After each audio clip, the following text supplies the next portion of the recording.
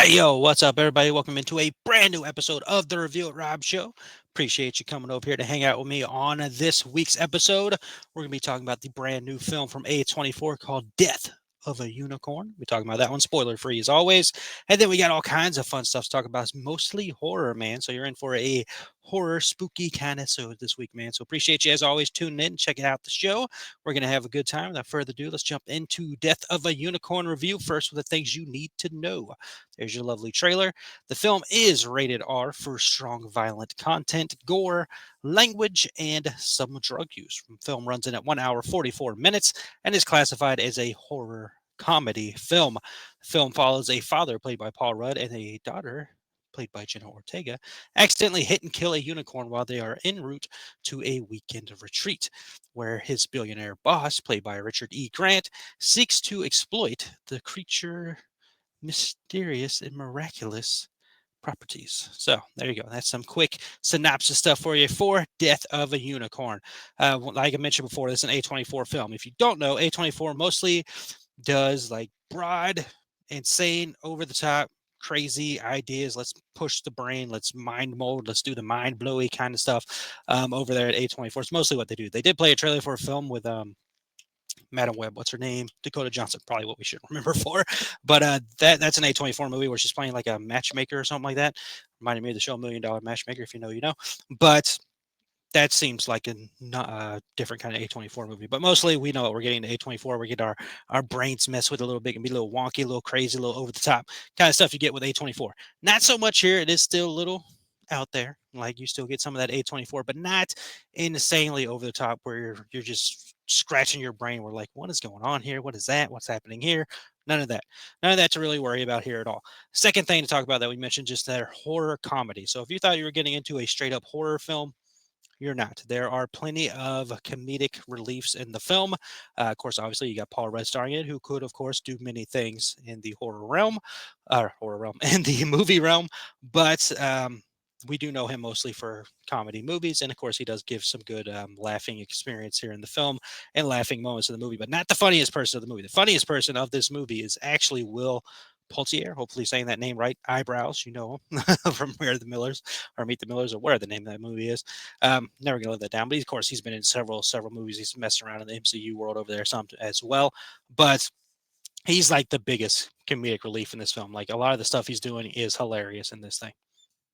Like his character is basically like the billionaire son goofball character that's part of the business, trying his best but not the smartest person in the world, but kind of got his own thing going on, that kind of character. We also got Tia Leone in this movie as well, who's fantastic. Great cast all around with this movie. That's another thing that you need to know is like the cast solid all the way up and down. Paul Rudd and Ortega, you know what we're getting with them. Those two are amazingly awesome. Just mentioned Will Poultier, Tia Leone, and Richard E. Grant, which anytime I think of Richard E. Grant, I immediately think of Spice World. If you know, you know. Spice World, fantastic movie. Clifford. Oh, love Spice World. Long overdue to see that movie. I saw that movie in theaters, man. So we got him in it. We've got Anthony Carrigan. Been a lot of things. I mostly remember him from Gotham, of course, but he's been a lot of things. We got Sugata Miani, great as well. Steve Park, great. Like the whole class, cast, whatever you want to call them, up and down, awesome throughout this whole movie. The horror elements, great, like really good horror elements in the movie as well. It does take a little bit to get there. The first beginning, it's mostly what this movie mostly is, a father-daughter um, uh, not triggered, but there's tension between the father and daughter, like you get in some movies and all that stuff. They haven't been the best of relations and going on. Not gonna spoil anything, so talk around what's going on with them and their history. But they're having a tough time. She reluctantly is going on to this trip with him to kind of hopefully maybe mend some fences is probably what her idea is. But she's on the way on the trip with him and all that stuff, and then nonsense happens. They hit the unicorn and all that stuff. And the movie goes from there. Like at first, everything's going fine. They, of course, put the unicorn in the car with them. All this stuff's in the trailer, so it's not really spoilers.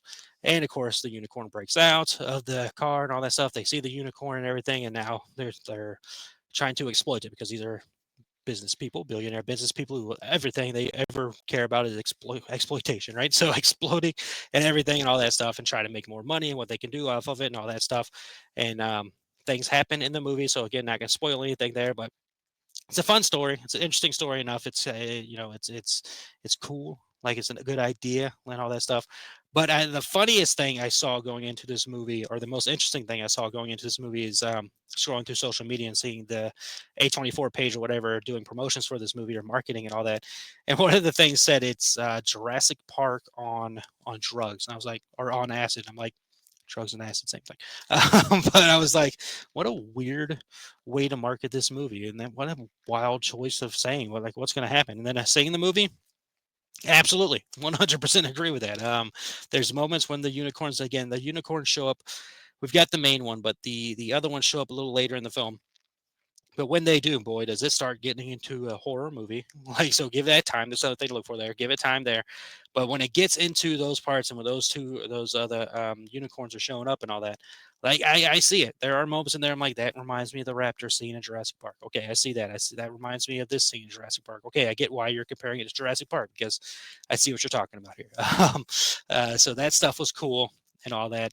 Like it's overall a wacky, fun movie that's at the center of everything is the relationship between the father and the daughter and the turmoil and the trials and tribulations of their relationship leading up and through and all out the movie and how things are going to work out here or if they're going to work out at all.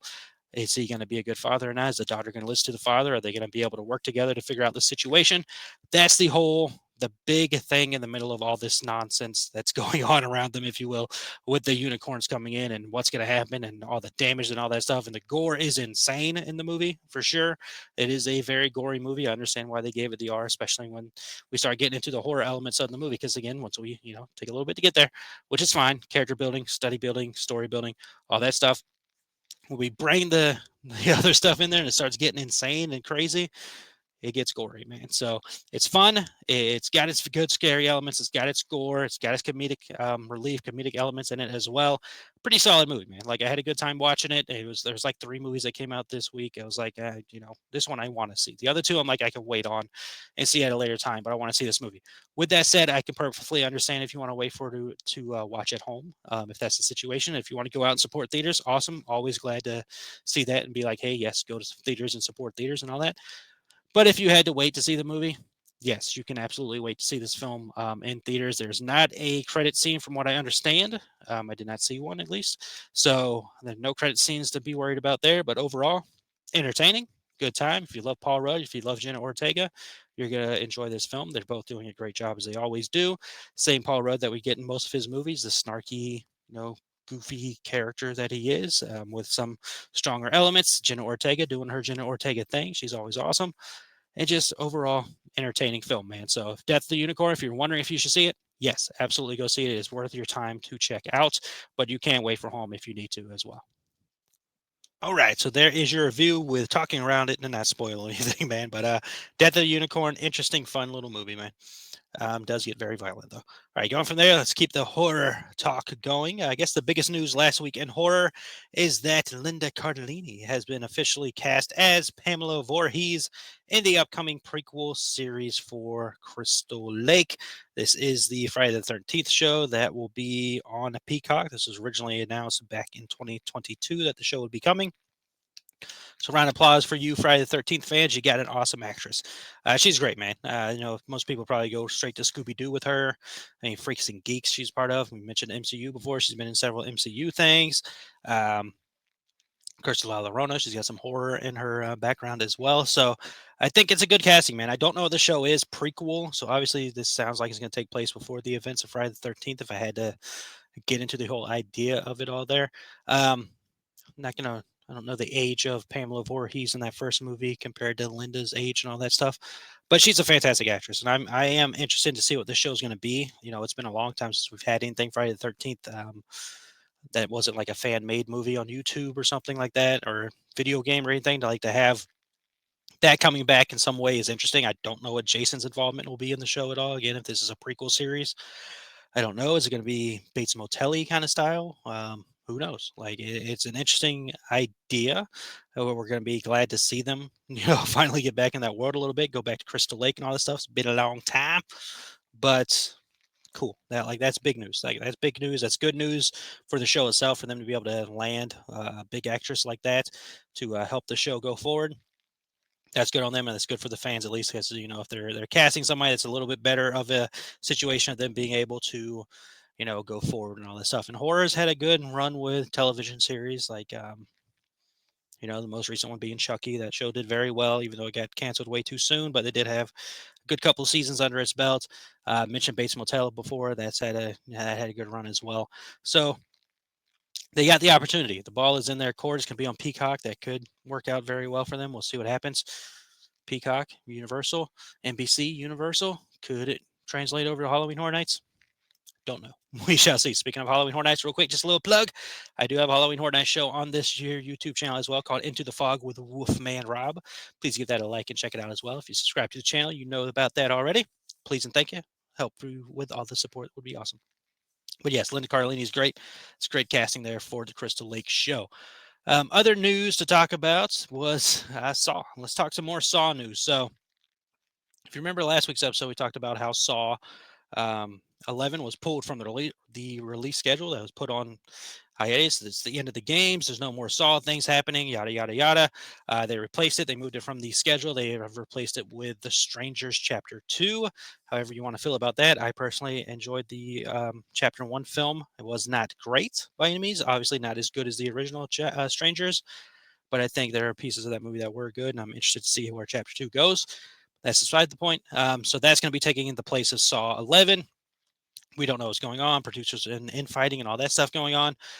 Like not even a week later, not even long after that, we did get a little tease via Billy the Puppet from the Saw series via Lionsgate told the Hollywood Reporter, quote, "I've seen the rumors. They say it's game over.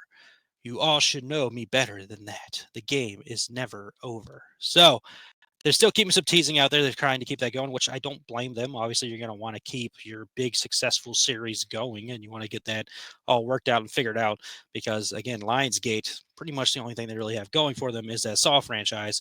So you want to, rein that in a little bit. And you're like, okay, what's going on? Let's figure this out. Let's hash out what the problem is, and let's try to get this going again. Because, again, that last Saw film that came out, Saw X, was received very well. So you obviously want to go. That still look like a V. I don't even know. Anyways, you want to get those things working and moving in the right direction because Lionsgate's that's what you got is that Saw franchise. So figure it out, get it all worked out. But it seems like they're still teasing something. So and we should have known like that franchise wouldn't be gone forever. We just mentioned Friday the 13th, which was in a long legal hell for a while. They don't want that to happen over there either. At all. Nobody wants that. So good to see there's still some teasing going on. Nothing other than that, really. No other release date's been added for Saw 11. No other ideas have been renounced for Saw 11. We just know that the games are not over. Tease is out there for that. Let's see. Up next, let's see. The Evil Dead Rise director Lee Cronin will be taking on The Mummy, as they have announced a Mummy film is in the works from Lee Cronin, starring Jack Rayner, who you may know from Midsummer, and Leah Costa from The Wheel of Time and Victoria. The take on the classic monster will be released on April 17th, 2026 from Warner Brothers. Warner Brothers. Why? Why is that Warner Brothers? What is the... That's annoying. Like my hype just went down a little bit for that. Like not even lying. Like my hype went down a good bit now just reading that because Universal Classic Monsters, you would think it's Universal. It didn't say Universal Classic Monster, it just says Classic Monster. So is it just a random mummy film? Is it created? Is it connected? Because the people behind this movie are Blumhouse and Atomic Monster. And Blumhouse, of course, has been doing the classic Universal monsters. They did the Invisible Man, very good. They did the Wolfman, very not good. So not very not good, but it's okay, but it's not great. So you would think the Mummy would be Universal as well, but it being Warner Brothers is very interesting. Like I don't know what the idea there is. I don't know if it's connected to the classic Universal Mummy film. It does say the classic monster, so you would think it's that one. So why is it Warner Brothers? And then with Warner Brothers issues, will the movie even actually happen or not? Because they like to cancel movies and then write it off for tax credit. So will that happen or not? That's a question beyond all questions. That's scary. I don't like that. I like the Mummy character. Going back to the original Mummy film, I enjoyed that a good bit. That movie's a little different. We don't really see the Mummy all that often. I think the Mummy doesn't even show up for like the Mummy shows up at the end for like a couple minutes, if that. Like it's a very short amount of time. And then we have, of course, the Brendan Fraser films in the '90s, late 2000s or whatever, late '90s, early 2000s. Um, Enjoyed those for the most part. And then we, of course, had the 2017 Mummy film, which I do absolutely love. I don't care. Got her right here. Love it. Love it. And I got both of them, actually. Booyah. Before and after. Before and after, dude. Love that. Love that movie to death. These are actually pretty hard to find, apparently. But I like the Mummy. I like that character a good bit. It's easily probably my third favorite of the three, I guess. I don't know. I don't know. I haven't really ever thought about it. Obviously, I love Dracula. Dracula is my absolute favorite. I'm into the Wolfman. I didn't like that latest movie all that much, but I like the Wolfman character a good bit. And then, of course, I like the Mummy. I like all of them. All of them are really cool. Like all of them are cool. I just watched Creature of the Black Lagoon for the first time. Insane, I know. But I just watched that movie for the first time. Absolutely loved it immediately because I'm doing a thing where when I'm watching horror movies, I'm just ranking them on my letterbox and all that stuff as I watch them. Immediately shot up to number one. So that movie was freaking fantastic. Probably the best of the monster films. Like that's a controversial take, maybe, because again, Dracula's good. Frankenstein's really good. Bride of Frankenstein's good. But I don't know. Creature of the Black Lagoon's freaking fantastic, dude. Like that was a good movie from start to finish, as far as I'm concerned. But anyways, the Mummy's happening. Hopefully it works out. Again, that is going to be Warner Brothers with the Blumhouse Atomic Monster merger. Project is the first under the recent. No, it's not. That's a lie. Whoever gave them information is wrong. That is not the first film from them. The first film from Blumhouse and Atomic Monster, which I guess I don't really blame them for trying to forget this. The first film was Night Swim. Like that was the first film from Blumhouse and Atomic Monster. That movie, yikes, yikers. But yeah, I don't blame them for trying to forget that movie being their first one, but this would not be their first one. But that is interesting. Like I'm still shocked that it's a Warner Brothers film, but it's neither here nor there, I guess. Let's see. Last bit of horror news for us. Mikey Madison, excuse me, Oscar-winning actress Mikey Madison, who just hosted SNL, has apparently joined the Resident Evil film that is on the way. Of course, the film is based on the Resident Evil games. We're not, I'm sure, what character she would be playing at the moment. Should she officially join, she'll be potentially joining Austin Abrams, which the only thing I really saw him for was Euphoria. I haven't watched that show. Mikey Madison, I like her. She's good. Been interested in her since Scream. I thought she did a good job in that Scream movie, one of the better parts of it. And then, of course, she just won an Oscar for Nora, which was an interesting movie in itself. So I don't have a good connection with Resident Evil. I think maybe I played one of the games a long time ago. I don't believe I've seen any of the movies. Maybe I saw the Netflix one, which wasn't that good, if I remember correctly. But I don't have a deep seated connection with the Resident Evil movies. I've been threatening myself, if you will. That's just the wrong word, but I've been thinking about diving into those movies, just haven't gotten around to them.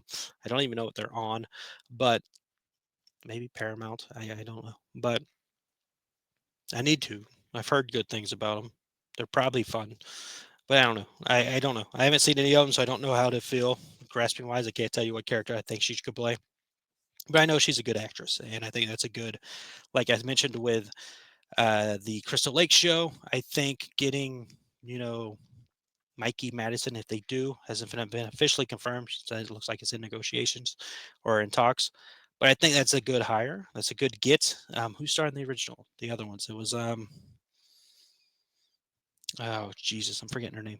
But I know she's a good actress. Like she was a good actress as well.